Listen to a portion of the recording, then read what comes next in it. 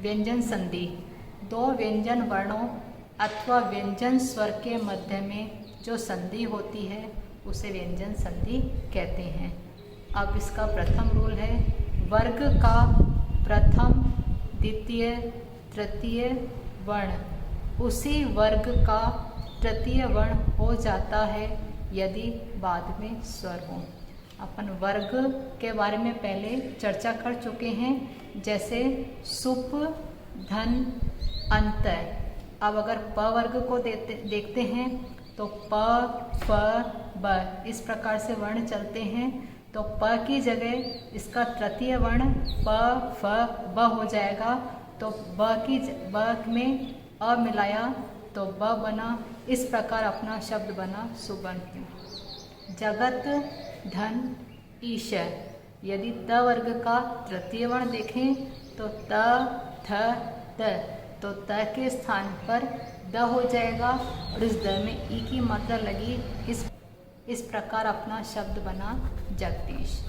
दूसरा रूल है, यदि त वर्ग के पश्चात ल वर्ण का प्रयोग होता है तो त वर्ग के स्थान पर ल वर्ण हो जाता है। अब त वर्ग के अंतर्गत कौन कौन से वर्ण आते हैं? त, थ, त, द, न। अभी उदाहरण देखते हैं। तत, धन, लीन।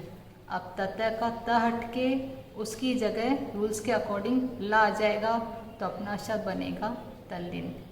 विपद, धन, लीन।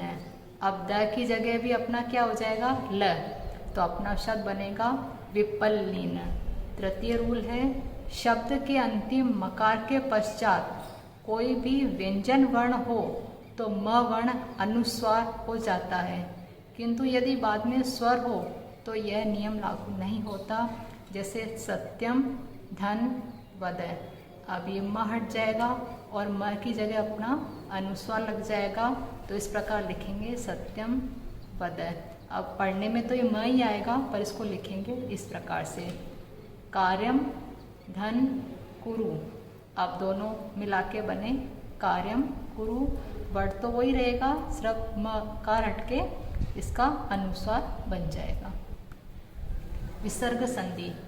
विसर्ग के साथ स्वर अथवा व्यंजन के मेल से जो विकार होता है उसे विसर्ग संधि कहते हैं। अब विसर्ग संधि के रूल्स इस प्रकार से हैं। विसर्ग के पश्चात यदि च अथवा छ हो तो विसर्ग के स्थान पर श हो जाता है। इसका उदाहरण जैसे लेते हैं, पाल, धन, चलती। अब विसर्ग के पश्चात यहाँ पर च आ रहा है तो विसर्ग के स्थान पर श हो जाएगा। इस प्रकार अपना शब्द बनेगा बालश चलती। भानु, धन, चलती।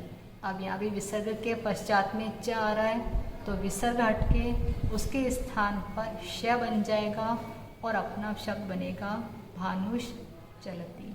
द्वितीय रूल है, विसर्ग के पश्चात यदि त अथवा थ हो तो विसर्ग के स्थान पर स हो जाता है।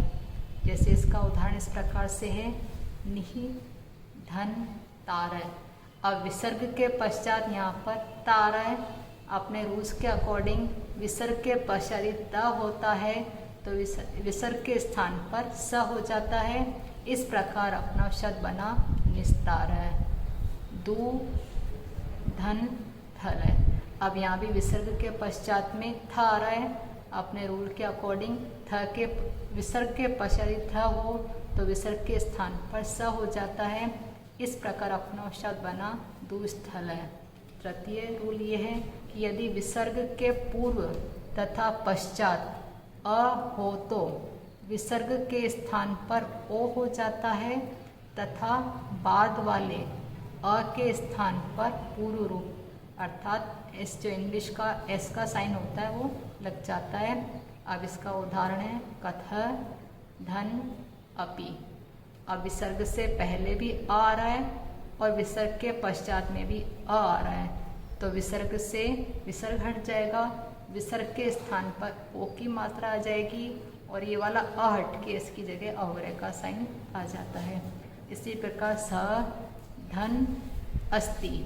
विसर्ग से पहले भी आ आ रहा है और विसर्ग के पश्चात भी आ आ रहा है, तो विसर्ग के स्थान पर ओ हो जाएगा और इस आ के स्थान पर अवग्रह हो जाएगा। अगला रूल है, यदि विसर्ग से पूर्व अ तथा बाद में कोई भी व्यंजन हो तो विसर्ग के स्थान पर ओ हो जाता है।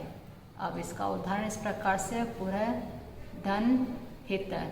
अब यहाँ पर विसर्ग से पहले आ रहा है किंतु विसर्ग के पश्चात में व्यंजन आ रहा है, तो अब इसमें विसर्ग के स्थान पर ओ हो जाएगा और पश्चात वाला शब्द ऐसे ही रहेगा। इस प्रकार अपना शब्द बनेगा पुरोहित। वय, धन, प्रध। अब विसर्ग से पहले आ रहा है और विसर्ग के पश्चात में व्यंजन आ रहा है, तो विसर्ग के स्थान पर ओ हो जाएगा। इस प्रकार जो अपना नया शब्द बनेगा वो बनेगा वयोवृद्ध। विसर्ग संधि का अगला नियम यह है कि यदि विसर्ग से पूर्व अ अथवा आ को छोड़कर कोई भी स्वर हो तो विसर्ग के स्थान पर र हो जाता है। अब इसका उदाहरण, धू, धन, आत्मा। अब विसर्ग से पहले यहाँ पर अगर इसका दू का वर्ण विच्छेद करते हैं तो द और उ, यानी कि यहाँ पर उ स्वर आ रहा है अ या आ को छोड़कर, तो अपने नियम के अकॉर्डिंग विसर्ग के स्थान पर र हो जाएगा। उस र में आ मिलाया तो ये रा पूरा बना। इस प्रकार अपना शब्द बना दुरात्मा। वधु, धन, ऐशा। विसर्ग से पूर्व यहाँ पर ऊ की मात्रा आ रही है। अब ऊ की जगह ऊ और ऊ के पश्चात ऊ विसर्ग के स्थान पर र बन जाएगा, तो र में एक ही मात्रा मिलाई तो बना रे। इस प्रकार अपना वर्ड बना वधु रेशा।